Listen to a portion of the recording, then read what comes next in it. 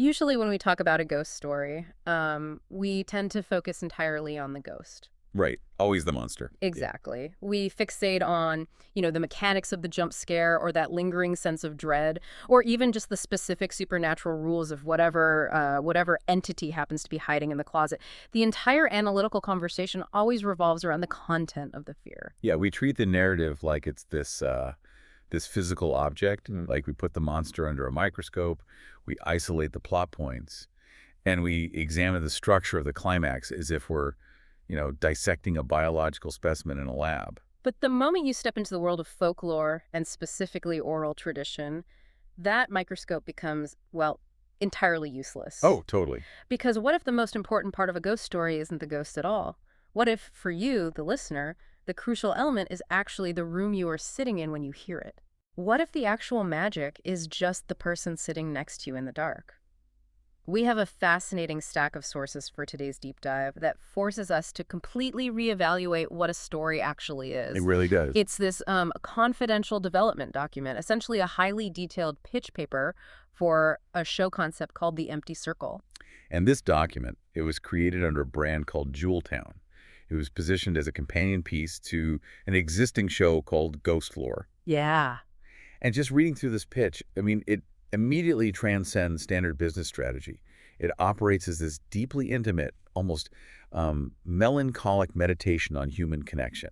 It focuses entirely on the dying art of communal storytelling. It's beautifully written. It is. And it forces us to examine not just what stories we tell, but the psychological and social fallout of what happens to us when the circle breaks. Yeah. When we literally stop gathering to listen. There is a quote in this document that serves as the central thesis, and it completely stopped me in my tracks. It says, "The magic of a story doesn't live in the ink. It lives in the air between the teller and the listener." What's fascinating here is how that single sentence completely redefines our entire modern understanding of narrative. Yeah, how so? Well, think about it. For the last few centuries, we have defined a story by the ink. We look at the immutable words printed on a page, or nowadays, the coded pencils on a screen. Right, the tangible thing. Exactly. But this document argues that the ink is merely dormant code. The true phenomenon of storytelling is an atmospheric event. An atmospheric event. Yeah. It is a chemical reaction that can only happen in the physical or emotional space between human beings. That concept, the story as an atmospheric event, it perfectly explains the relationship between the two shows in this Jeweltown brand ecosystem. Yeah. You have Ghost Lore, which the document labels as the content. It explores the ghost beliefs of various cultures, the folklore, the function, the fear behind the stories themselves. It is entirely focused on the what. But then you have the empty circle, which is dedicated to what the text calls the adjacent question, the vessel. The vessel, yeah. How were those stories delivered? Who told them? To whom? And in what kind of architectural or social room? Okay, let's unpack this because I want to make sure I'm wrapping my head around it. It's like, okay, think about wine. Okay. If you analyze the chemical composition of a glass of wine in a sterile laboratory, you have the data. You know the exact tannins, the acidity, the alcohol content. Sure. That is Ghost Lore. But drinking that exact same wine with your closest friends at a chaotic, loud dinner party as the night gets late, that is the experience of the wine. That is the empty circle. That's a great analogy, because the laboratory gives you the objective facts, but the dinner party gives you the shared vulnerability. And the fundamental question this pitch doc raises is whether the vessel actually changes the content itself. Okay, I have to push back on that, though. Go for it. Does drinking the wine at the dinner party actually change the chemical makeup of the wine? Like, if the story is the same, let's say it's a classic terrifying ghost story, like Stephen King or Shirley Jackson, does the delivery mechanism really alter the fundamental DNA of the narrative? I mean, the text would argue, Because if I read a terrifying book alone in a bright, sterile room, I am still terrified, right? you are experiencing fear, yes, Hmm. but you are experiencing isolated, uncalibrated fear. Uncalibrated. Yeah. According to the framework of this pitch, the delivery mechanism is inextricably woven into the narrative's DNA. The text argues that the human voice, the gathered audience, the ritual of listening together, these are not just packaging for the story, they are the engine. The engine, not the passion. Exactly. Without the vessel, the content is incomplete. You might have the sheet music, but you like the orchestra. In a communal setting, the storyteller is constantly reading the room. Right? Adjusting on the fly. Yeah, adjusting the pacing based on the collective breath of the audience. The fear is shared, it's processed collectively, and ultimately it's resolved collectively. When you read Stephen King alone, you bypass that entire social mechanism. Okay, but if the medium is truly that integral to the message, we hit a massive contradiction with this proposed show. How so? Well, The Empty Circle is pitching a modern audio format. Like, they are talking about people listening through earbuds on a crowded subway or entirely alone in their cars. How on earth does a podcast plan to build an architecture of intimacy in a profoundly isolated modern world? They attempt to solve this through an intensely rigid, highly specific structural format. Right. The designers of this show have thought deeply about how to construct an artificial yet emotionally resonant room. The format dictates a solo host narration. No interview formats, no guests, no banter. Wow, none at all. None. Just a single voice by the fire, running strictly between 20 and 35 minutes. Which the text specifically notes is long enough to sink in, short enough to finish on a drive. Yeah. But the most striking structural rule to me is the opening ritual. The document mandates that every single episode must begin identically.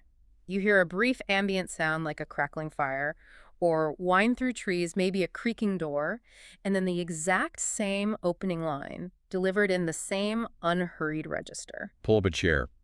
The fire's still going. Yes, pull up a chair, the fire's still going. In the realm of audio, particularly in the intimate space of podcasting where the voice is literally inside your head, an opening ritual like this functions as a psychological threshold. Yeah, threshold. Yeah. It signals to the listener's brain that they are crossing out of the chaos of their daily life and entering a curated, shared space. The text equates this line to the drawing of the campfire circle. You aren't just receiving data, you are being acknowledged by the voice in the dark. I understand the theory, I really do. But let's look at how people actually consume audio today. Listeners speed up podcasts to 1.5x or even 2x speed. All the time. We are aggressively optimizing our media consumption. Yet the production notes at the end of the document state that the host's voice should never rush, and they highlight two rules in bold. Pacing is content, and silence is content. Right. In a world where people are trying to cram maximum information into a 20-minute commute, isn't declaring silence as content just a massive risk? It is a massive risk, Ooh, but it is a calculated rebellion. a rebellion. Think about it.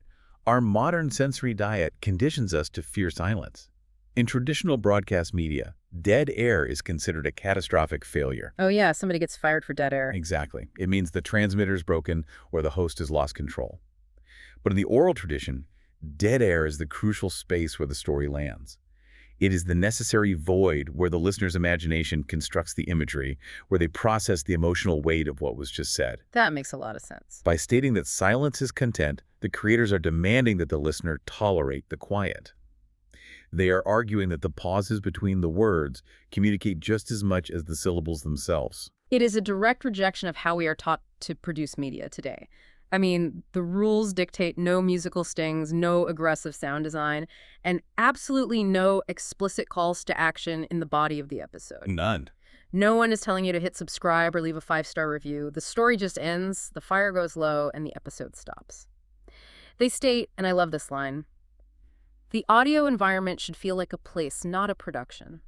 They are essentially attempting to digitally construct a space that society used to possess physically. The pitch is obsessed with recreating this room because they recognize a systemic deficit in modern life. Well, if this communal gathering is a fundamental biological and psychological human need, it doesn't make sense that we would just willingly abandon it, right? Was there a specific catalyst that broke the circle? There was. And the document actually outlines this exact historical shift in the proposed pilot episode, which they titled "The Room Where Stories Lived." Okay, let's dive into part one, the loss. The pilot episode falls under this architecture of the show. It traces the specific death of the parlor reading and storytelling tradition in American and European domestic life. The timeline they provide is a 50-year window, roughly 1880 to 1930. 50 years to completely dismantle a social structure that had existed for millennia. That is wild. Precisely. The document notes that this is the era when radio, then recorded music, and eventually television invaded the domestic space. It describes the cultural shift of the parlor piano going silent, the storytelling chair emptying, and the gathering simply dissolving into a group of individuals staring passively at a mechanical device. Here's where it gets really interesting, though. The document makes a much deeper, honestly more controversial argument here. The historical shift they describe isn't just about the radio replacing a human voice. They place the initial blame squarely on the printing press. Yes. The text argues that mass literacy and cheap printing transformed stories from communal events into solitary consumer products. If we connect this to the bigger picture, that is the crux of their historical analysis. Hmm. Before mass literacy, a story was an event. It happened at a specific time, in a specific place. It was ephemeral. If you weren't there, you missed it. Exactly. If you were not in the room, you missed it entirely. Yeah. But once you mass produce a book, the story becomes a tangible product. You can buy it, hoard it, and most importantly, consume it entirely by yourself in total silence. I see the logic, but I mean, isn't mass literacy a net positive? We gained access to the sum of human knowledge. The text seems to mourn the loss of the event, but surely the democratization of information via the printed word outweighs the loss of sitting around a parlor listening to someone tell a story. Right. Well, the text is not arguing against literacy. It is analyzing the collateral damage of the medium. When people gathered in a drawing room or a salon to hear a story, there was a profound somatic experience involved. Somatic, like in the body. Yes, physically. Yeah. You were breathing the same air. You existed in a shared silence. You could feel the physical tension in the room when a story became frightening, or the collective exhale when the tension resolved. That shared physiological experience binds a community together. Oh, wow. When the book, and later the radio and television, entered the home, the focal point shifted. We stopped looking at each other. We outsourced the role of the storyteller to paper and machines. And in doing so, we severed the dynamic loop of storytelling. A printed page or a television screen does not care if you gasp, laugh, or fall asleep. Right, it's just static. It broadcasts static information. A human storyteller dynamically adjusts the pacing, volume, and intensity based on the real-time microscopic feedback of the audience. So, if these stories functions as actual events, what tangible work were they doing for society before they became mass-produced products? Because the document makes it incredibly clear that gathering around the fire wasn't just about killing time before sleep. These gatherings were essential social technologies. To explain the mechanics of this, the document utilizes William Bascom's 4 functions of folklore. This anthropological framework is really the intellectual backbone of the entire project. Okay, walk us through those functions. Bascom identified 4 primary functions: Mm. validating culture, educating, maintaining social norms, and providing psychological escape. And the text uses the ghost story as the prime example to explore these functions. It states, ghost stories were never merely entertainment. Let's break down how a ghost story actually achieves these 4 things, because the mechanics are fascinating. Let's examine the function of maintaining social norms.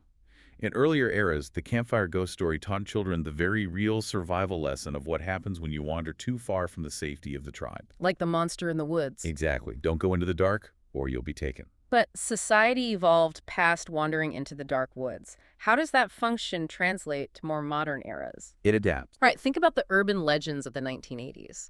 The Satanic Panic or the stories of strangers tampering with Halloween candy. Those weren't about wolves in the woods. They were communal mechanisms for suburban parents to process massive cultural shifts. Huge shifts. Wow. Women entering the workforce, the rise of commercial daycare centers. Yes, and the erosion of tight-knit neighborhood trust. The fear of the Satanist was a sticky narrative vessel used to maintain a social norm of hypervigilance in a rapidly changing society. Exactly. The narrative encodes social anxiety. It validates the cultural fear of shifting demographics or urbanization.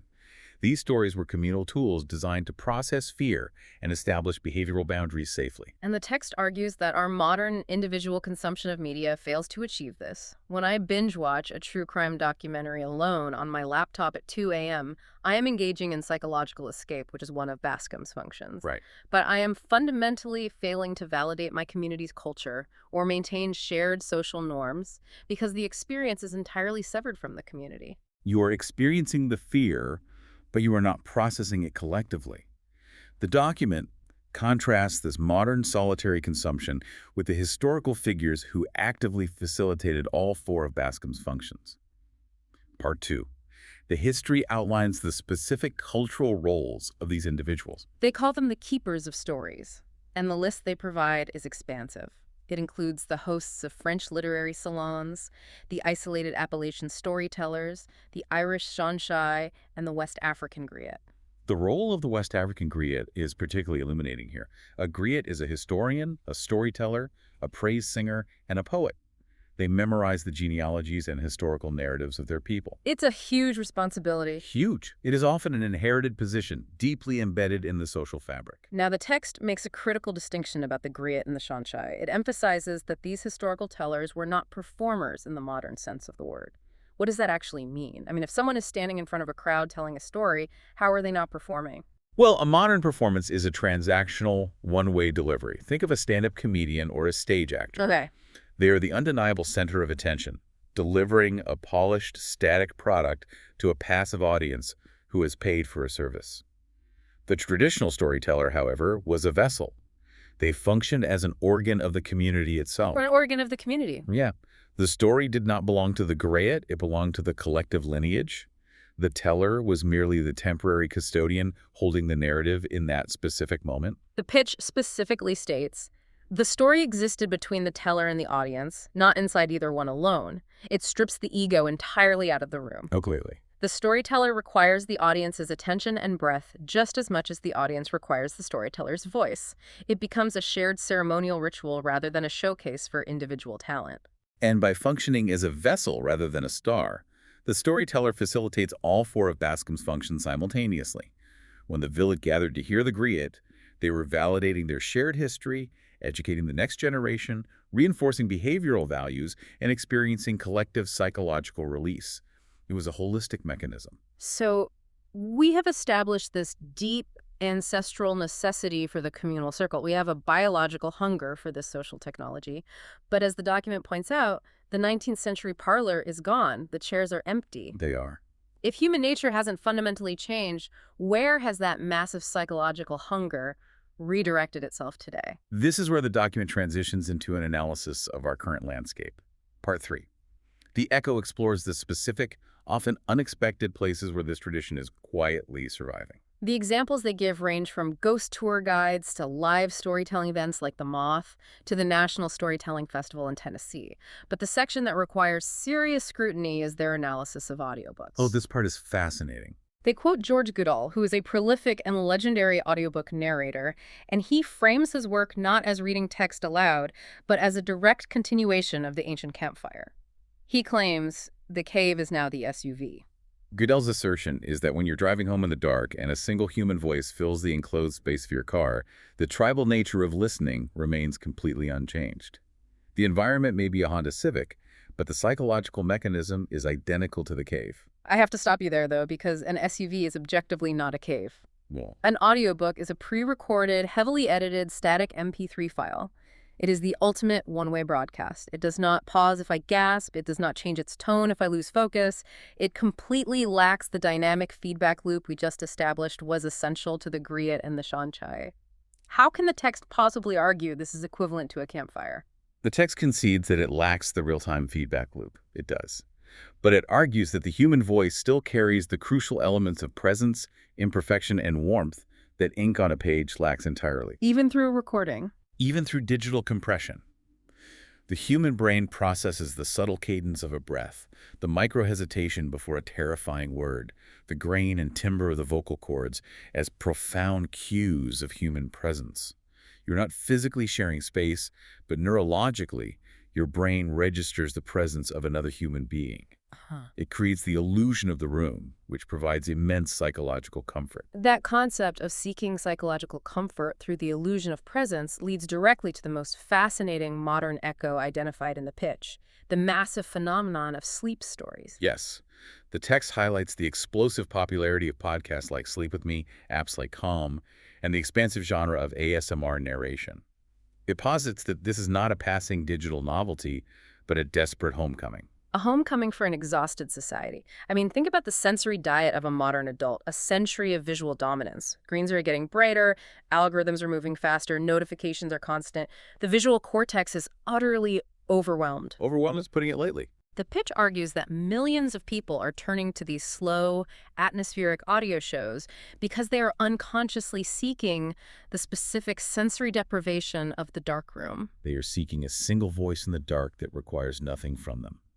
The text states they're hungry for the room, for the fire, for a voice that isn't performing at them but simply speaking to them. That is so profound. When someone is battling insomnia at 3 a.m., the last thing they want is a high-energy performance. They want the deeply vulnerable, intimate experience of someone sitting next to them in the dark, regulating their own breathing, and telling a story until the listener feels safe enough to lower their defenses. It is the exact primal mechanism of a parent soothing a child to sleep, but extrapolated out to a massive population of isolated, lonely adults. It is profoundly sad, but also incredibly beautiful that the technology allows us to provide that comfort at scale. It raises a critical distinction, however, regarding other modern platforms that attempt to leverage the concept of the story. The document outlines a proposed future episode titled The Griot and the Algorithm, Oh, right. which directly analyzes social media formats like Instagram Stories, TikTok, and Reels. I mean, social media companies literally name their features stories. People Right. speak directly into the camera, the content is unpolished, it feels highly intimate. A creator looking into their phone camera feels far closer to a person sitting across a campfire than a Hollywood blockbuster does. It mimics the aesthetic of intimacy, yes. So what does this all mean? How does the text argue that these platforms failed the true griot tradition? The failure lies in the architectural difference between connection and isolation. The algorithmically curated feed is the apex of solitary consumption. You are looking at a human face, and they're speaking to you, but you're not sharing that specific moment or space with anyone else in your physical or social vicinity. You're just alone in a crowd. Exactly. The algorithm isolates the individual. The campfire binds the group. Furthermore, the pacing is completely inverted. The document mandates pacing is content and silence is content for the empty circle. On a platform like TikTok, silence is algorithmic death. Oh, it's brutal. The system punishes pauses. Creators are forced to speak at an unnatural velocity, jump cut every single breath, and constantly perform visual or auditory tricks just to prevent the viewer from swiping away.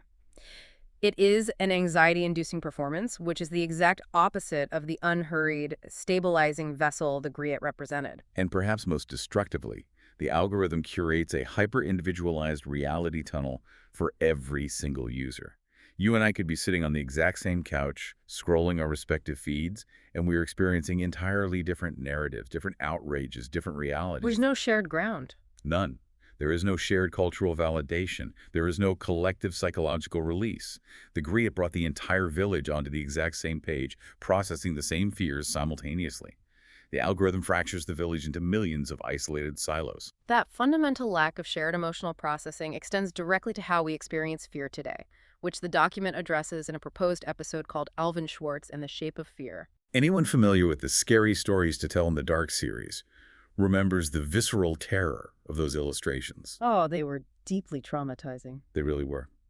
But the document argues that Alvin Schwartz understood a fundamental mechanic of campfire literature that the modern horror genre has largely forgotten: the structure of shared fear. Those books were explicitly designed to be read aloud. They were utilized at sleepovers, around actual campfires, or in the back of school buses. Schwartz even incorporated instructions for jump scares, literally telling the reader exactly when to scream or suddenly grab the person sitting next to them. The fear was inherently interactive and communal. When a child looked around the circle and saw their peers experiencing the exact same terror, that shared vulnerability paradoxically created a profound sense of safety and tribal belonging. Because you weren't alone with the monster. Exactly. Yeah. Consuming modern horror alone on a laptop in a dark bedroom entirely lacks the physical grounding of the group. The context of the campfire granted the ghost story a specific psychological utility: the safe processing of collective anxiety that solitary consumption simply cannot replicate. It all continually circles back to the room. The physical space, the shared air, the immediate presence of other human beings. The document makes an incredibly compelling, almost tragic case. While the narrative content itself will easily survive the transition to digital platforms, the actual magic of the story is evaporating because the vessel has been broken. That is precisely why The Empty Circle is such a resonant and poignant title for the pitch. The conceptual circle remains intact. The biological instinct to gather, to seek out the voice in the dark, hasn't vanished from our DNA. We still want it. We crave it. But the physical chairs are empty. We're sitting in millions of separate isolated circles of one, staring at glowing screens, desperately hoping to feel connected to a narrative. This brings us to the final concept in the pitch document, a section they titled The Ember. which essentially serves as the summation of their philosophy. Tracing the arguments in this document requires us to acknowledge a massive societal shift. We began by separating the content of a story from the vessel that delivers it. We examined the 50-year window where the parlor piano went silent, and how the printing press and broadcast media shifted the story from a shared communal event to a solitary consumer product. We analyzed the heavy cultural lifting those communal events used to accomplish, how they educated, warned, and bound communities together. We explored how historical custodians of narrative, like the griot, acted as communal vessels rather than ego-driven performers. And finally, we scrutinized our modern attempts to find that lost voice in the dark. We looked at the audiobooks in our cars, the millions of adults seeking out sleep podcasts to soothe their overwhelmed visual cortexes, and the stark reality that the isolating hyperfast algorithms of social media fundamentally fail to provide the binding shared fire of the true oral tradition. The profound realization here is that the hunger hasn't disappeared. The very fact that you, listening right now, are engaged with this deep dive proves the point. Every time you start a podcast during a long commute, or put on a sleep story to quiet your mind at night, you are not merely consuming digital content. You are actively participating in an ancient, deeply human mechanism. You are. You are seeking out the glow of the communal fire. You are searching for the air between the teller and the listener, even if that air is currently bridged by satellites and digital compression. We are reaching back across centuries, trying to reconstruct the room. The need is still there. We simply have to be more intentional about how we build the architecture to support it. The vessel matters. How we listen dictates how we connect. And with that in mind, I want to leave you with a final, lingering thought to mull over. Something to explore in your own life that builds on everything this evocative document has laid out. We spent a lot of time today talking about the ghost in the room, but I want you to look closely at the room itself. Look around. Tonight, when you are in your home, look at the physical spaces where you actually gather. Look at the architecture of your living room, your kitchen, your bedroom. Look at where the furniture is pointed. If the screen suddenly went black and the feeds permanently stopped refreshing, is there a chair in your house where someone could simply sit and tell a story? And if there is, what story would you ask them to tell?